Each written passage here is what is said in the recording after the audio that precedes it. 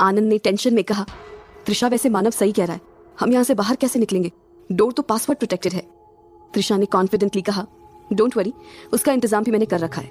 इतना बोलकर त्रिशा उस डोर के पास गई और उसने नीचे कॉर्नर में पड़ा वो कॉइन उठाया जो उसने अंदर आते समय चोरी से रख दिया था। उस कॉइन की वजह से डोर पूरी तरह क्लोज नहीं हुआ था। ये देख वो बूढ़ा शख्स बोला, मान गए त्रिशा, तुम तो जीनियस हो। ये सुन त्रिशा ने एक स्वीट सी स्माइल दी, फिर मानव को चिढ़ाते हुए हाथ हिलाकर लास्ट गुड बाय कहा और चेहरे पर विनिंग स्माइल लिए उसके घर से बाहर निकल गए।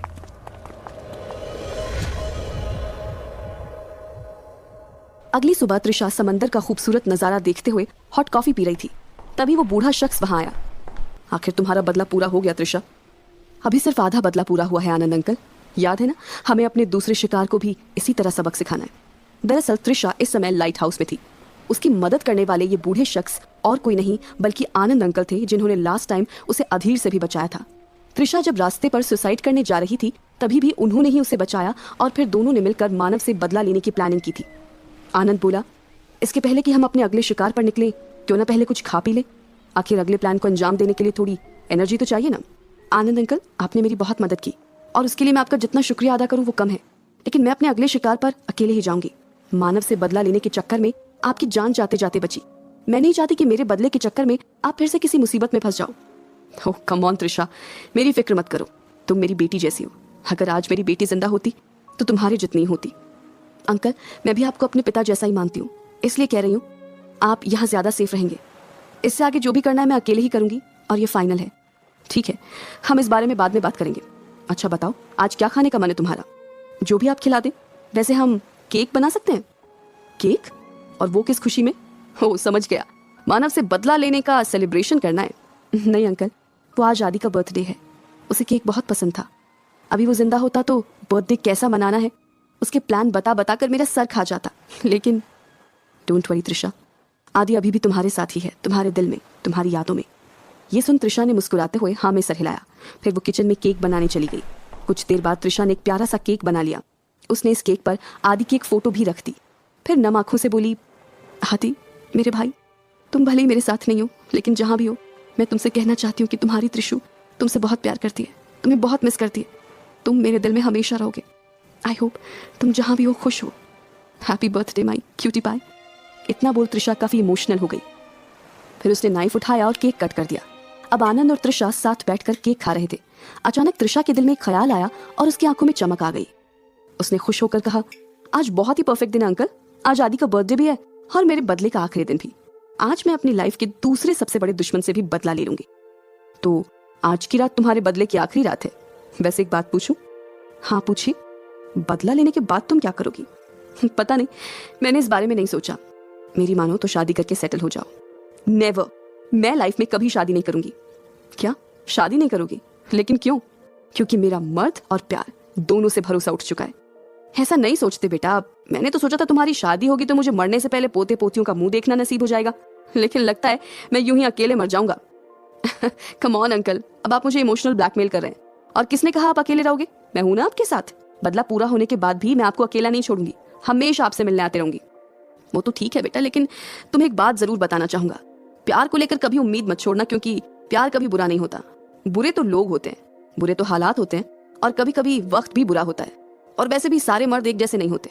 कुछ अपने पार्टनर की काफी इज्जत करते हैं, उनके प्रति लॉयल होते हैं। वो अपने पार्टनर से अपनी जान से ज्यादा प्यार करते हैं। मेरे कहने का मतलब बस यही है कि उम्मीद पर दुनिया कायम है बेटा। क्या पता कल को तुम्हें भी कोई मिल जाए जो तुम्हें इतना प्यार दे कि तुम्हें जिंदगी में कभी किसी दुख का सामना ना करना पड़े। ये सुन त्रिशा कुछ देर गहरी सोच में डूब गई। फिर अचानक ख्यालों की दुनिया से बाहर आकर बोली, ठीक है अंकल, ये सब हम बाद में देखेंगे। अभी तो मेरा दिल तब तक शांत नहीं बैठेगा जब तक मेरा बदला पूरा ना हो जाए। इतना बोल त्रिशा ने अपना बैग पैक किया और जाने लगी। आनंद ने फिर से उसके साथ जाने की जिद की, लेकिन त्रिशा नहीं मानी। कुछ देर बाद त्रिशा एक बड़े से घर के सामने आकर रुकी और उसे केयरफुली ऑब्जर्व करने लगी। त्रिशा ने देखा आज घर को बहुत अच्छे से डेकोरेट किया गया था। घर के अंदर कोई सेलिब्रेशन चल रहा था। ये सेलिब्रेशन किस बात का कर रहा है? व्हाटएवर, आज ही इसका लास्ट सेलिब्रेशन होगा। मिस्टर रियांश, थोड़ा और वेट कर लो। तुम्हारा प्यार तुमसे बदला लेने आ रहा है। दरअसल ये रियांश का घर था जो त्रिशा का दूसरा शिकार था। मानव के बाद वो उससे भी बदला लेना चाहती थी। अपने बदले की आग को बुझाने के लिए त्रिशा ने रियांश के बंगले की ओर धीरे धीरे बढ़ना शुरू किया। छुपते छुपाते त्रिशा किसी तरह घर के पिछले दरवाजे से अंदर घुस गई। लेकिन वहां का नजारा देख वो और भी कंफ्यूज हो गई। वहां कई सारे लोग थे जिनमें ज्यादातर बच्चे थे। हर तरफ म्यूजिक चल रहा था और सारे पूरी तरह से एंजॉय कर रहे थे। त्रिशा को समझ नहीं आ रहा था कि ये सब चल क्या रहा है। तभी वो घर में घूमते हुए किचन में जा पहुंची। वहां उसे कुछ शेफ एक बड़ा सा पिकाचू केक रेडी करते हुए दिखे। इसे देख त्रिशा को आदि की याद आ गई। पिकाचू केक, ये तो आदि का भी फेवरेट था। आदि मेरे भाई, ये बदला तुम्हारे नाम। मैं उस इंसान को नहीं छोड़ूंगी जिसने तुम्हें मुझसे दूर किया। त्रिशा ये सोच ही रही थी कि तभी उसकी नजर किचन में रखी शेफ की ड्रेस पर गई। उसने चुपके से वो ड्रेस उठाई और बाथरूम में जाकर पहन लिया। फिर वो एक शेफ के भेस में किचन में एंटर हुई। अब वो अपने प्लान का अगला स्टेप लेने ही वाली थी कि तभी उसके कानों में एक आवाज गूंजी। Excuse me. त्रिशा इस आवाज को अच्छे से पहचानती थी। इसे सुनते ही उसकी हार्ट बीट फास्ट हो गई। शिट, इसे भी अभी आना था। अब क्या करूं, अब क्या करूं? दरअसल ये रियांश था जो अचानक किचन में आ गया था और एक एक कदम बढ़ाकर त्रिशा के नजदीक आ रहा था। उसके हर बढ़ते कदम के साथ त्रिशा का दिल और भी जोरों से धड़क रहा था। उसे समझ नहीं आ रहा था कि वो अब इस मुसीबत से कैसे बाहर निकले। उसने तो अपने चेहरे पर मास्क भी नहीं लगा रखा था। अगर रियांश उसे इस वक्त देख लेता तो उसका पूरा प्लान फेल हो सकता था।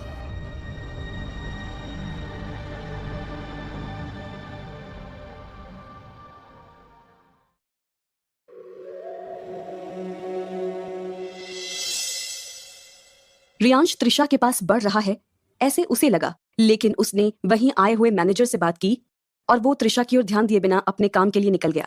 त्रिशा ने चैन की सांस ली क्योंकि मन ही मन उसने अपना पूरा प्लान बना लिया था।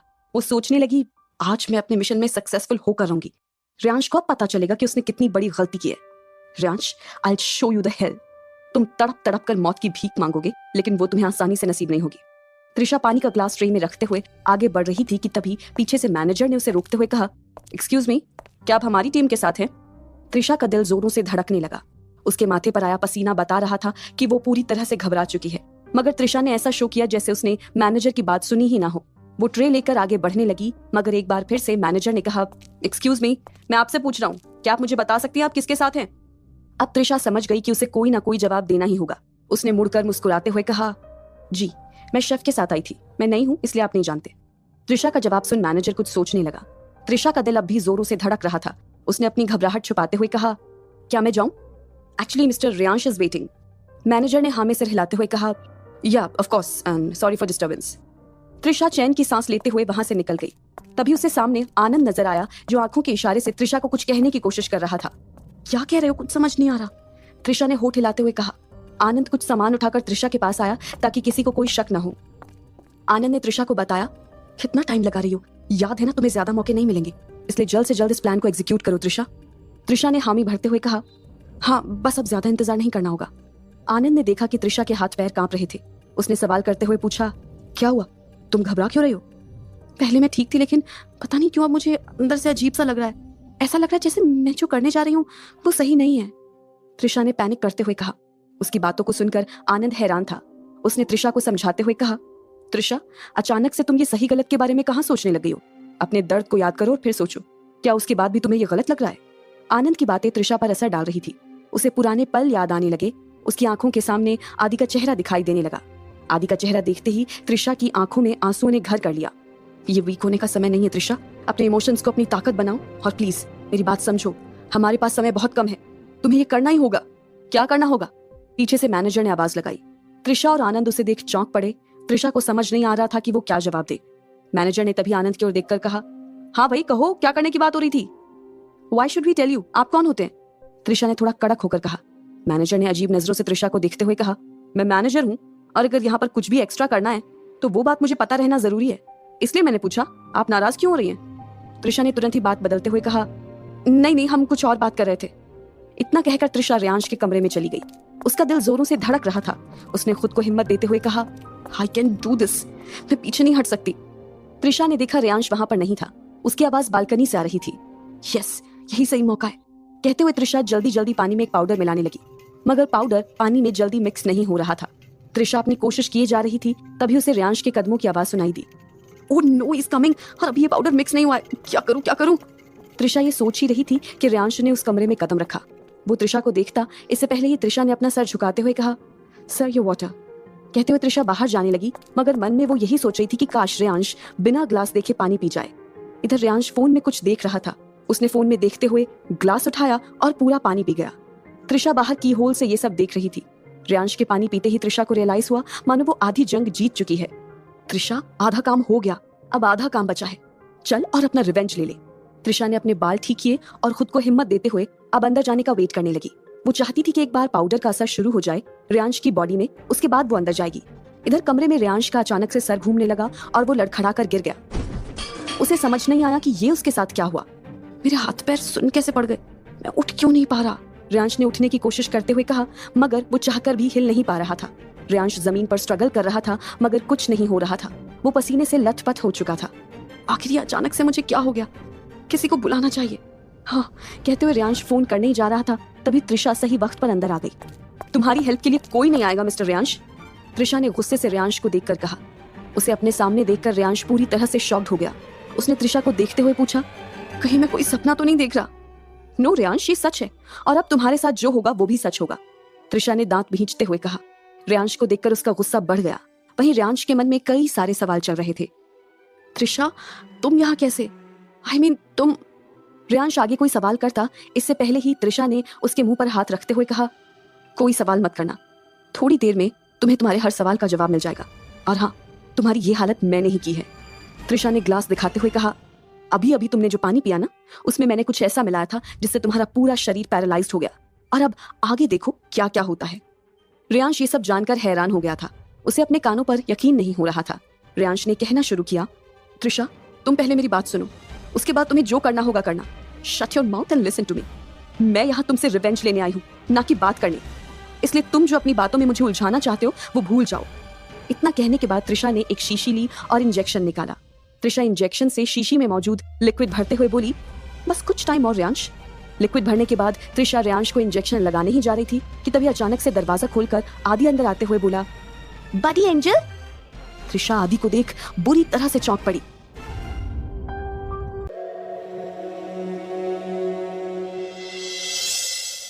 त्रिशा आदि को देखते ही चौंक गई और उसे अपनी आंखों पर यकीन नहीं हुआ। आदि, तुम कहीं मैं कोई सपना तो नहीं देख रही हो? त्रिशा ने चौंकते हुए कहा। वही आदि चुपचाप त्रिशा को देखने के बजाय रेयांश को देखे जा रहा था।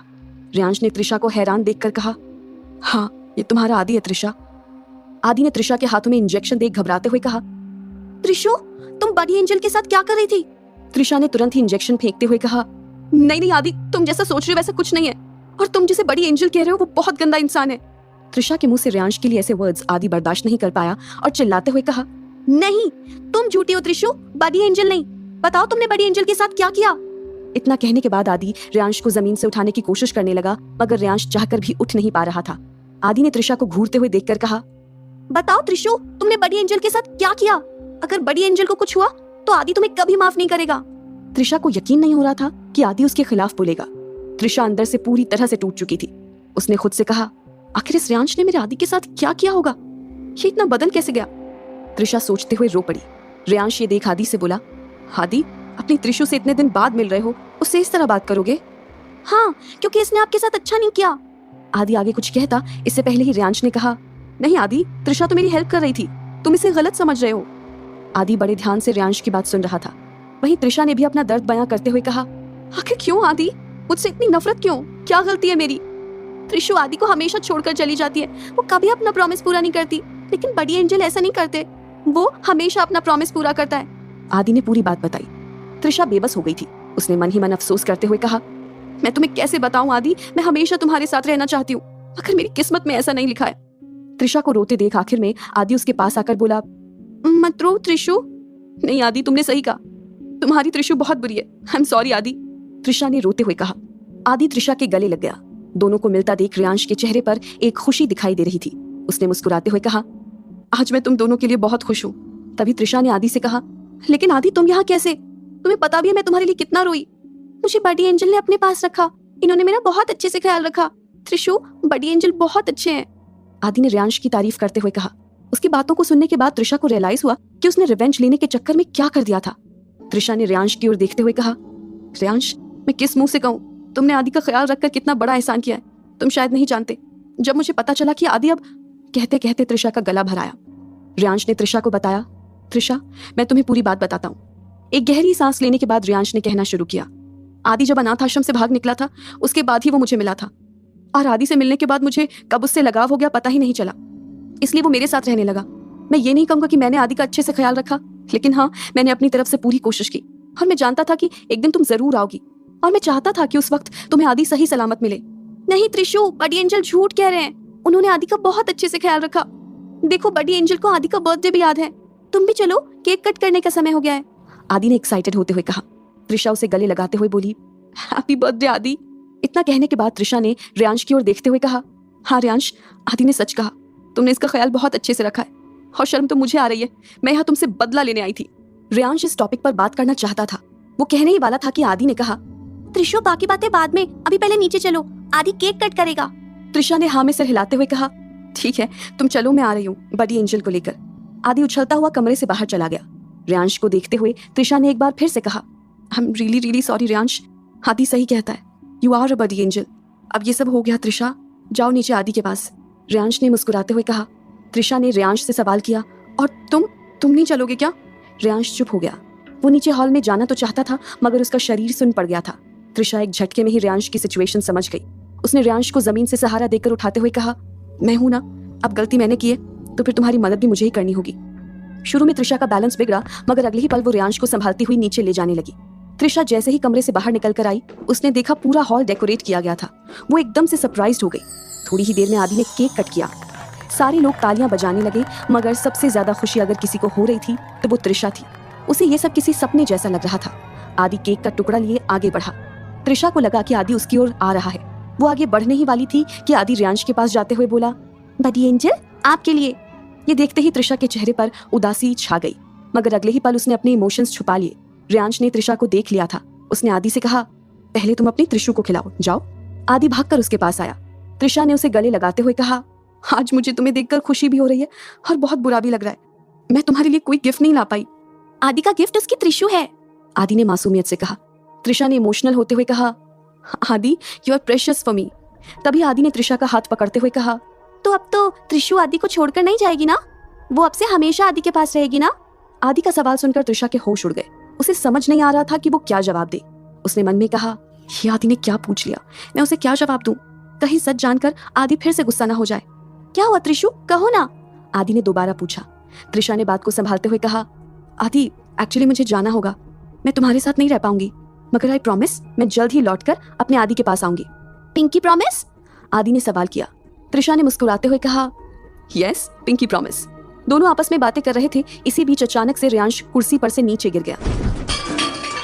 उसका सर जमीन से टकराने की वजह से सब कुछ धुंधला दिखाई देने लगा। आदि रियांश की ओर चिल्लाते हुए दौड़ा, बड़ी एंजल।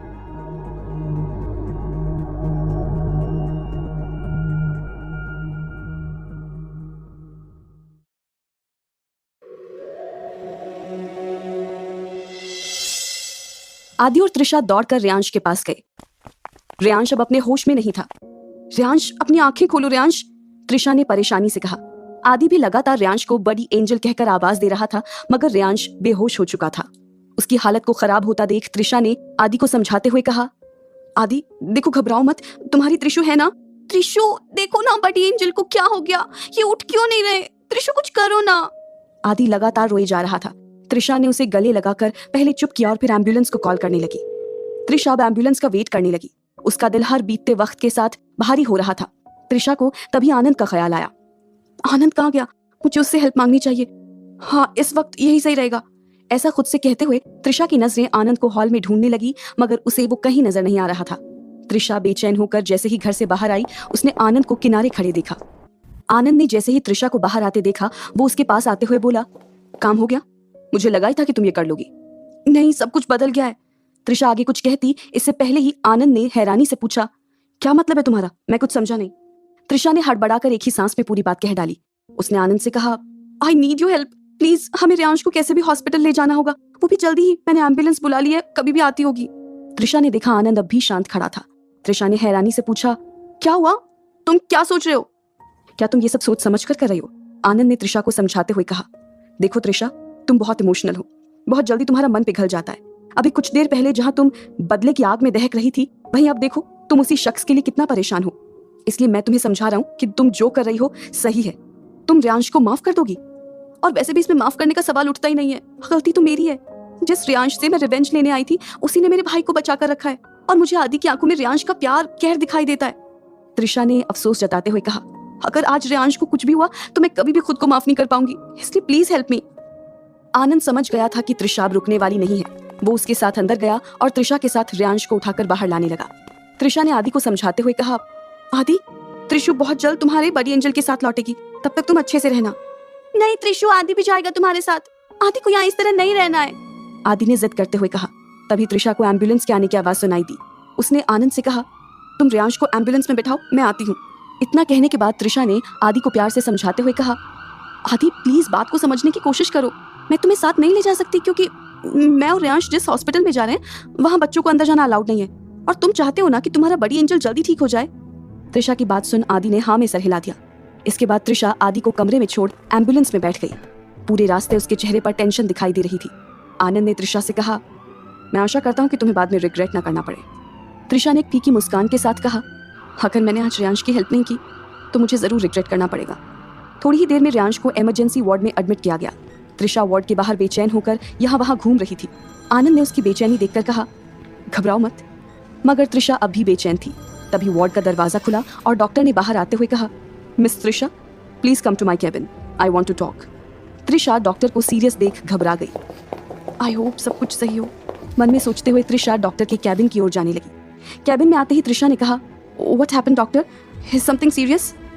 हाँ मिस त्रिशा, रेयांश को होश तो आ गया बट कहते कहते डॉक्टर चुप हो गया।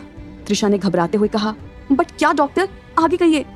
डॉक्टर ने गहरी सांस लेते हुए कहा, रेयांश का पूरा शरीर पैरालाइज हो गया है, उनकी बॉडी में कुछ केमिकल सब्सटेंसेस पाए गए हैं और उसी कारण ऐसा हुआ है। त्रिशा ने घबराते हुए कहा, डॉक्टर वो ठीक तो हो जाएंगे ना? डॉक्टर ने सख्ती से जवाब दिया, नहीं मिस त्रिशा, इसका कोई इलाज नहीं है। त्रिशा ये सुनते ही बुरी तरह से हिल गई। उसके पैरों तले जमीन खिसक गई। उसे अब भी अपने कानों पर यकीन नहीं हो रहा था। उसने दोबारा पूछा, कुछ तो होगा ना डॉक्टर, कोई तो सोल्यूशन होगा। कहते हैं इस दुनिया में हर प्रॉब्लम का सोल्यूशन है, तो इसका भी होगा। त्रिशा के सवाल पर डॉक्टर ने ना में सर हिला दिया। अब त्रिशा को समझ नहीं आ रहा था कि वो क्या करे। उसे अपने अंदर से एक आवाज आई, ये तूने क्या कर दिया त्रिशा, तूने तो रेयांश की पूरी लाइफ बर्बाद कर दी, उसकी लाइफ को हेल बना दिया। तू अब उसका सामना कैसे करेगी? आदि को क्या जवाब देगी? उसे जब पता चलेगा आदि कभी तुझे माफ नहीं करेगा, कभी नहीं। त्रिशा को यह आवाज चुभने लगी। उससे जब बर्दाश्त नहीं हुआ तो वो चिल्लाने लगी, नहीं नहीं, ऐसा कुछ भी नहीं होगा। त्रिशा को इस तरह चिल्लाता देख डॉक्टर ने उसे झकझोरते हुए कहा, मिस त्रिशा, ये आप क्या कह रही हैं? क्या नहीं होगा? त्रिशा ने आसपास देखा और डॉक्टर को देख शांत होते हुए कहा, कुछ नहीं डॉक्टर, मुझे कुछ समझ नहीं आ रहा है। त्रिशा उदास होकर कैबिन से जाने लगी। तभी उसे एक आइडिया आया। त्रिशा ने डॉक्टर के सामने आकर पूछा, डॉक्टर, अगर इस केमिकल सब्सटेंसेस का एंटीडोट मिल जाए तो क्या ये पॉसिबल है कि रेयांश ठीक हो जाएगा? डॉक्टर ने कुछ सोचकर कहा, हाँ मे बी, बट एंटीडोट ढूंढने में और उसे टेस्ट करने में तो काफी वक्त निकल जाएगा। तब तक रेयांश की जान। डॉक्टर कहता ही रह गया, लेकिन आगे कुछ सुने बगैर त्रिशा वहां से निकलकर बाहर आ गई। अब रेयांश को ठीक एंटीडोट ही कर सकता है और एक ही इंसान है जो मुझे जल्द से जल्द इस एंटीडोट के बारे में बता सकता है। मन में ये सोचते हुए त्रिशा आगे बढ़ ही रही थी कि उसने देखा सामने आनंद खड़ा था। उसके चेहरे पर एक स्माइल आ गई। क्या हुआ, तुम स्माइल क्यों कर रही हो? आखिर ऐसा क्या कह दिया डॉक्टर ने? आनंद ने हैरानी से पूछा। त्रिशा ने आसपास देखते हुए आनंद से धीरे से कहा, आनंद, क्या तुम मुझे उस पाउडर के एंटीडोट के बारे में बता सकते हो? आनंद ने जब ये सुना तो उसके कान खड़े हो गए। आनंद ने हैरानी से त्रिशा को देखते हुए कहा, ये अब तुम क्या कह रही हो? आखिर तुम्हारे मन में क्या चल रहा है? त्रिशा ने पूरी बात बताने के बाद कहा, मैं बस उस एंटीडोट के बारे में तुमसे इन्फॉर्मेशन लेने आई हूँ, क्या तुम कुछ बता सकते हो? आनंद ने अपनी झल्लाहट दिखाते हुए कहा, मुझे पता है मगर मैं बताऊंगा नहीं, और प्लीज तुम मुझे मजबूर मत करना, वो जिस हाल में है उसे रहने दो। कहते हुए आनंद वहां से जाने लगा। त्रिशा को समझ नहीं आ रहा था कि अब वो क्या करे।